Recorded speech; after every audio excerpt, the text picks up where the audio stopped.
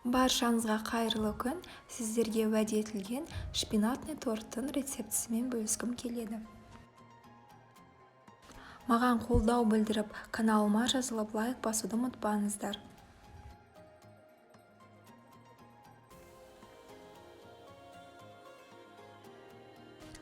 Ең бірінші құлпынайдан жасалған салмасын дайындаймыз. Менде бұл жерде құлпынай вареньесін блендермен езіп алдым.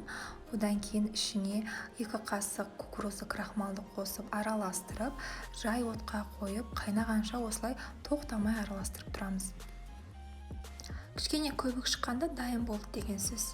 Енді бұны басқа ыдысқа аударып, бетін пленкамен жауып, тоңазытқышқа қойып қоямыз. Келесі шпинаттың жапырақтарын блендерге салып, ішіне май құйып, әбден езіп аламыз. Ескеретін жайт, мен 240 грамм шпинат алдым. Менде таза 140 грамм шпинат жапырақтары шықты. Бізде осындай масса пайда болады. Келесі пергамент қағазын осындай пирог пісіретін формаға осылай басып аламыз. Одан кейін жұмыртқаға қант араластырып, әбден миксерлейміз. Одан кейін жаңағы шпинатты қосып, тағы да миксерлеп жібереміз. Одан кейін құрғақ қоспамызды дайындайық. Бұл жерде мен ұнға қопсытқышты қосып араластырып, електен өткізіп, массамызға салып, тағы да жақсылап миксерлеп жібереміз. Сонымен біздің тестамыз дайын. Бізде осындай табиғи жасыл түс шығады. Дайын болған массамызды 1/4 бөлікке бөліп, лопаткамен түзулеп жібереміз.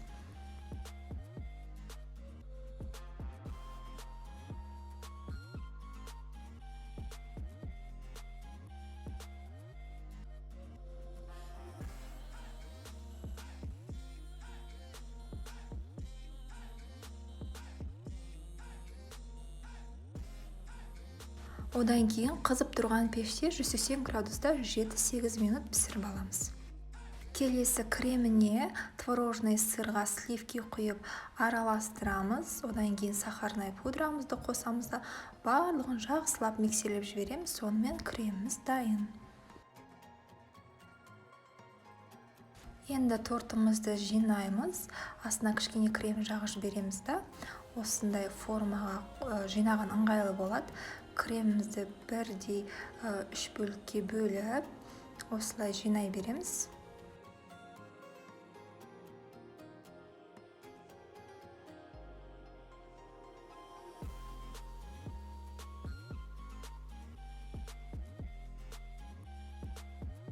Келесі 3-ші корждан кейін осылай кондитерский мешокпен кремнің шетіне жағамыз да, ортасына құлпынай салмасын салып жібереміз. Құлпынай салмасын салмасаңыздар да болады, кремі жеткілікті. Бетіне крем жағып, бетін жауып, бір түнге тоңазытқышқа қалдырамыз.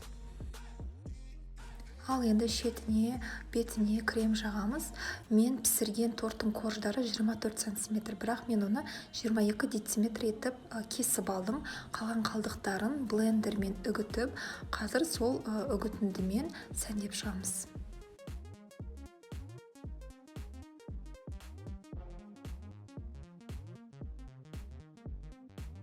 Кремі жақ болғаннан кейін осылай лопаткамен тегістеп жіберсеңіздер болады.